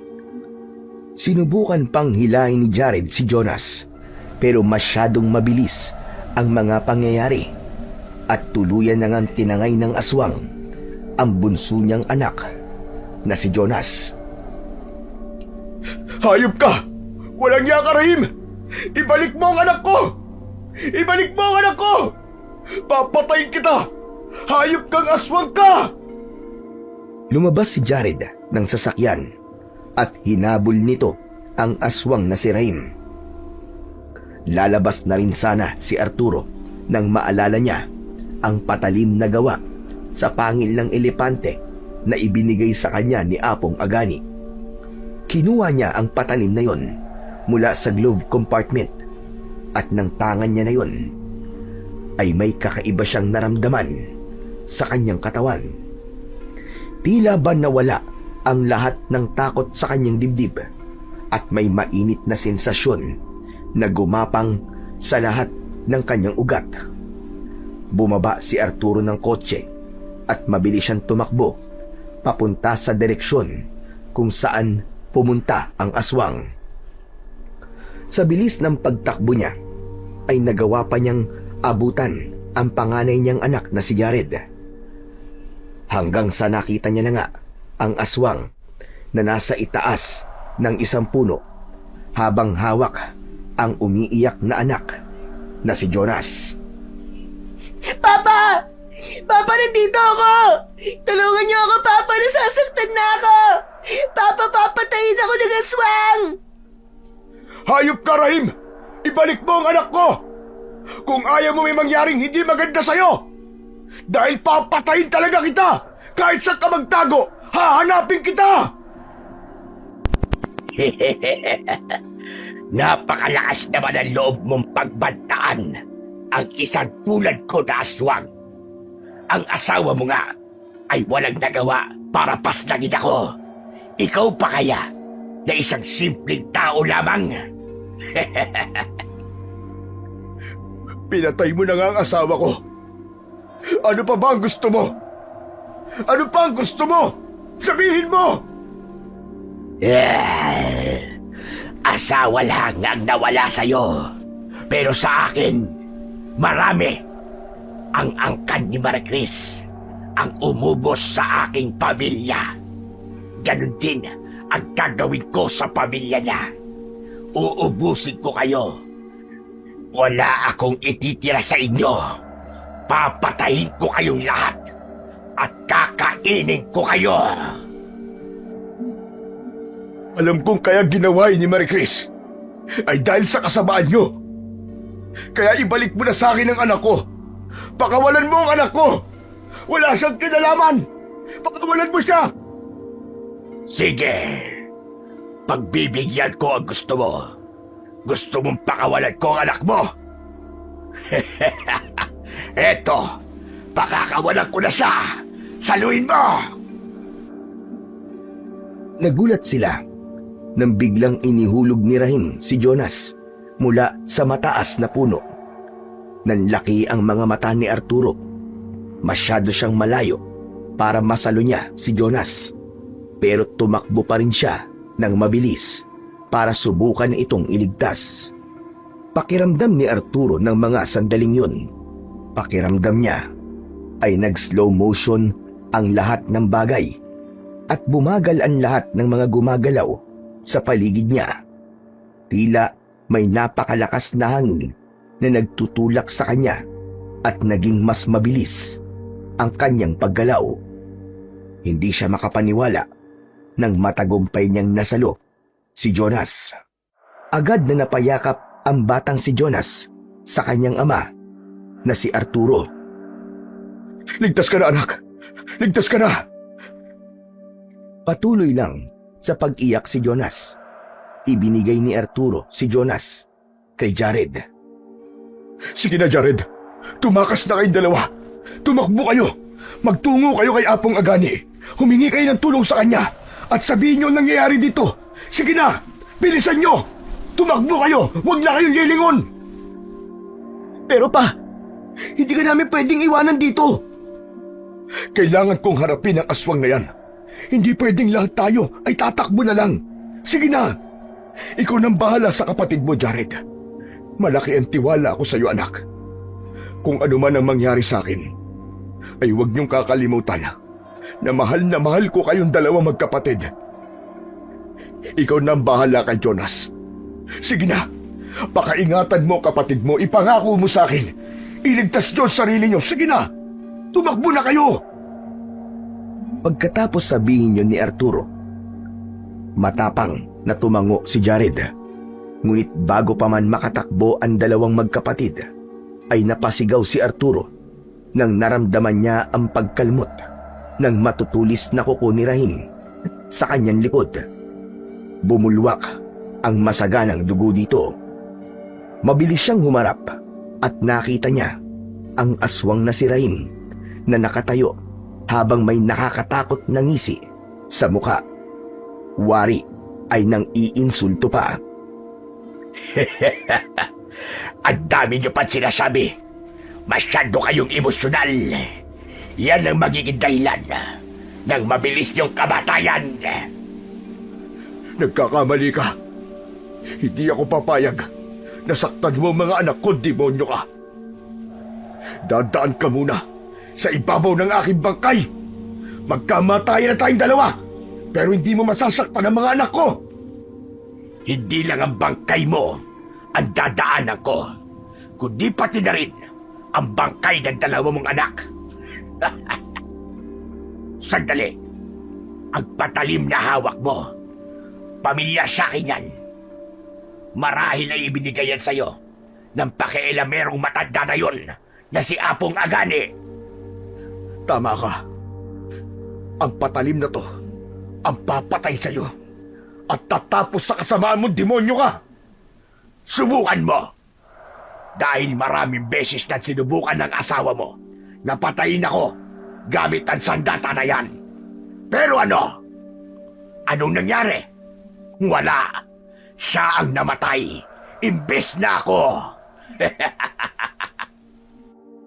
Sa sinabing yun ng pesteng aswang, tumiim ang bagang ni Arturo habang mahigpit ang kapit niya sa makapangyarihang patalim na gawa sa pangil ng elepante.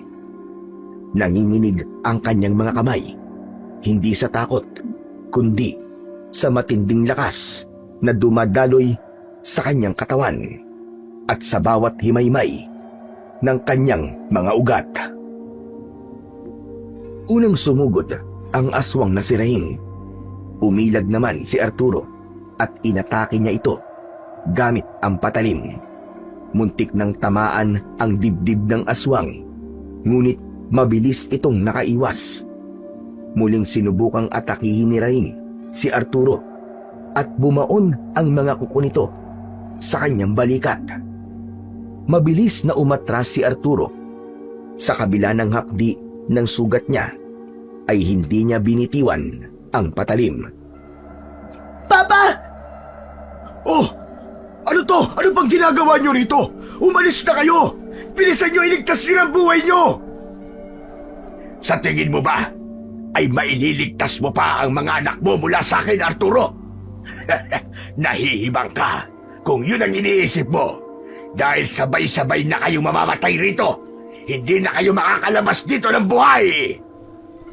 Huwag mo akong minamaliit. Hindi mo alam ang kaya gawin ng isang amang gagawin ng lahat para sa kanyang mga anak. Nagpalitan ng mabilis na atake at depensa sina Arturo at ang aswang na si Rahim. Dama ni Arturo ang presensya ng kanyang asawa na parabang kasama niya ito na nakikipaglaban sa aswang. Sa bawat hampas ng kuko ng aswang ay agad niyang sinasalubong yon ng kanyang makapangyarihang patalim hanggang sa nasugatan nila ang isa't isa at puno na ng dugo ang kanilang katawan. Sa gitna ng laban ay napabagsak ni Rahim si Arturo sa lupa at kumuntikan na nitong masakal ang leeg niya. Inunahan niya ito ng saksak sa tiyan. Malakas na umungol ang aswang dahil ipinagdiinan pa yon ni Arturo. Gumulong si Arturo at agad na tumayo. Tumayo rin ang aswang ni si Rahim at ngumisi ito. Ngayon mo sabihin na wala akong laban sa'yo, demonyo ka. Tignan mo at sugatan ka na. Laylay na ang bituka mo. Pinapahanga mo ko sa totoo lang. Hindi ko akalain na tatagal ka ng ganito sa pakikipaglaban sa akin. Pero naisip ko lang na mas maganda siguro kung unahin ko na lang napatayin ang iyong mga anak upang makita mo ang kanilang paghihirap bago ka mamatay. Biglang tumakbo si Rahim papalapit kina Jared at Jonas. Itinulak ni Jared ang bunso niyang kapatid na si Jonas, kaya si Jared ang nasunggaban ng mabangis na aswang. Natumba ang dalawa sa lupa. Kasamang tumayo ng aswang si Jared. Nakaumang ang matutulis na mga kuko ni Rahim sa leeg ni Jared habang hawak nito ang braso ng kanyang anak. Hayop ka talaga. Lumaban ka ng patas. Lubayan mo mga anak ko sa laban na to. Rahim, ako ang harapin mo. Wala silang kinalaman dito. Kasali rin sila rito dahil anak sila ni Marie Chris. Gusto ko makita ang reaksyon mo kapag unti-unti kong binabalatan ng iyong mga anak ng buhay at bago ko sila kainin at isusunod kita. Subukan mo lang gawin yan, demonyo ka. At kahit sa impyerno, ay susundan kita. Kung ganon, ay magkita-kita na lamang tayo sa impyerno. Malakas na sumigaw si Arturo Nang akmang lalaslasin na ni Rahim ang leeg ng anak niyang si Jared gamit ang matutulis nitong kuko na animo ay matutulis na mga patalim. Walang pagdadalawang isip na ibinato niya kay Rahim ang patalim na gawa sa pangil ng elepante. Lumipad ang patalim na parabang sigurado yun sa direksyong tinatahak nito. Bago pa man masaktan ni Rahim si Jared, ay mas nauna pang bumaon ng patalim sa gitna mismo ng noo ng aswang. Sandaling bumakas ang gulat sa mga mata ng aswang. Bago yun bumagsak ng paluhod sa lupa. Hindi pa nasiyahan si Arturo at nilapitan niya ang nakabulagtang aswang na bahagya pang humihinga ng mga sandaling yun. Binunot niya ang patalim sa noo nito na gawa sa pangil ng elepante at buong diin na ibinaon niya yon sa dibdib ng aswang, direkta sa puso nito. Sabay sipa at sapuluhan para mas lalo pang dumiin. Sa kanya hinugot at buong lakas na itinaga niya yon sa leeg ng aswang hanggang sa napugutan ito ng ulo. Sumirit ang masaganang dugo mula roon na animoy bukal ng tubig na walang tigil sa agos hanggang matuyo. At doon na siya nakasigurado na patay na ang aswang na kumitil sa buhay ng kanyang asawa. Umiiyak na tumakbo si Jared kay Arturo at mahigpit siya nitong niyakap. Papa! Papa, salamat! Salamat! Akala ko'y mamamatay na ako. Maraming salamat, Papa! Salamat! Tahan na. Tahan na, anak. Ligtas ka na. Ligtas na tayo. Patay na ang aswang na pumatay sa nanay niyo. Lumapit na rin sa kanila si Jonas at niyakap ni Arturo ang kanyang mga anak. Huwag na kayong umiyak, mga anak. Tapos na. Nagtagumpay tayo. Patay na ang aswang. Iniligtas tayo ng sandata ng inyong ina. At alam ko na marami kayong dapat malaman tungkol sa mama nyo. Pero saka na natin pag-uusapan yun kapag nakabalik na tayo sa bahay natin. Ang importante ay sabay-sabay tayong babalik sa bahay ng buhay at ligtas. Papa! Papa, sorry sa lahat ng mga hindi magagandang bagay na nagawa ko sa inyo, ha? Sorry po talaga. Ngayon ko lang po na-realize kung gaano po ako naging kasamang anak sa inyo. Papa, nakita ko na kaya niyo pong ibuwis ang buhay niyo para sa amin po ni Jonas. Sorry po talaga, Papa. Tahan na. Tahan na, anak. Huwag kang humingi ng sorry. Ako ang dapat na humingi ng tawad sa iyo dahil hindi ko sinuportahan kung anong gusto mo. Pero pangako, anak, simula ngayon ay magbabago na ako. Bubuuin natin ang ating pamilya dahil alam natin na matutuwa ang mama nyo kapag ganun ang ginawa natin. Pero sandali lang. May kailangan lang akong kunin. Nilapitan ni Arturo ang walang buhay na katawan ng aswang.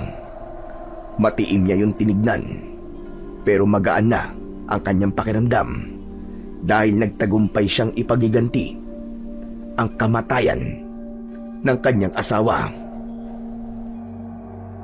O ano, Rahim? Sinabi ko na sa iyo, hindi mo alam kung ano ang kayang gawin ng isang tatay para sa kanyang mga anak.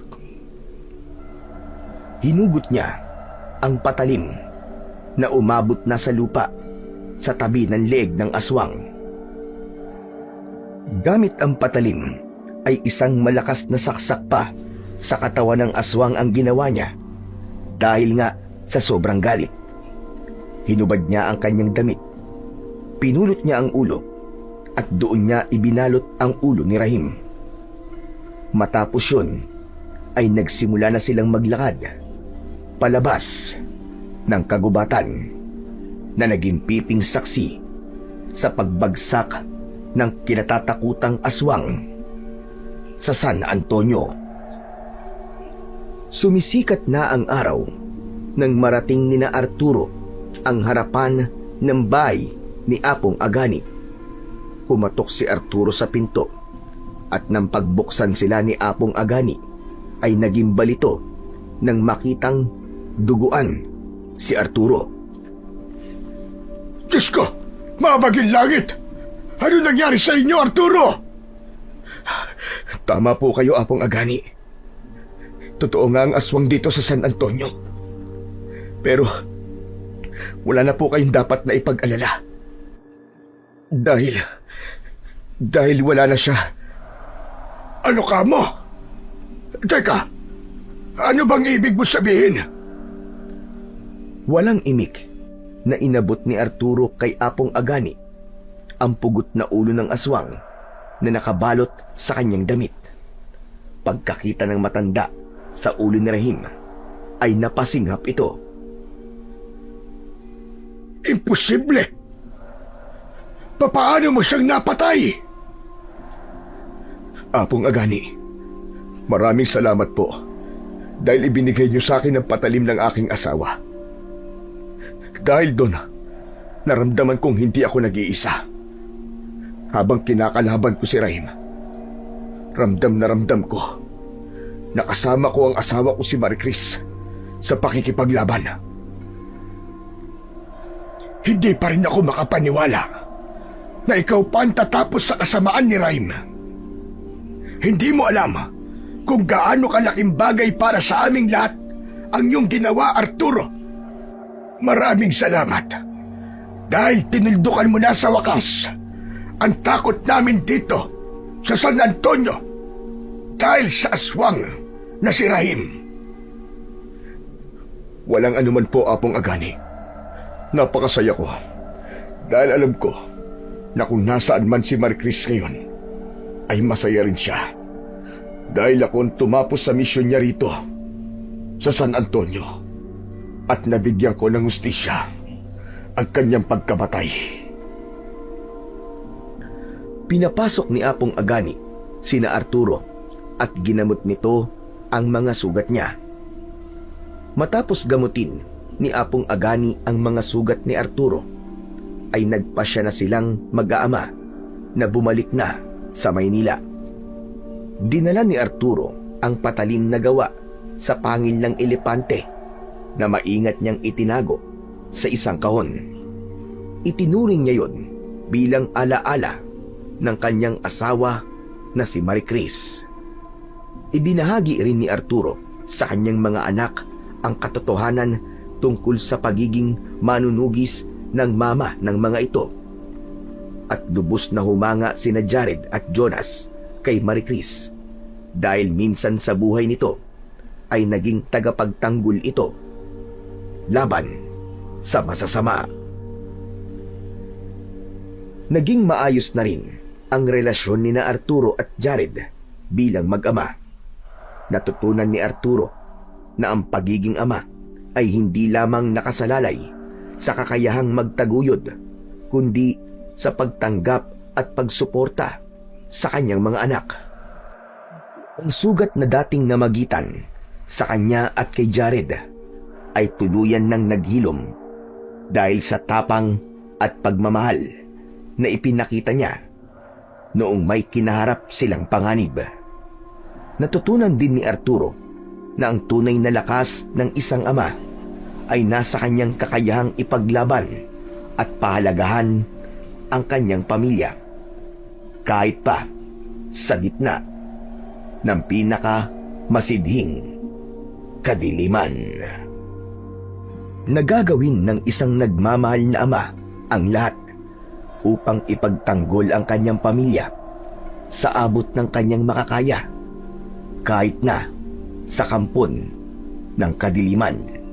na alam niyang hindi magtatagumpay hanggat sila ay buo at nangingibabaw ang pag-ibig sa kanilang mga puso.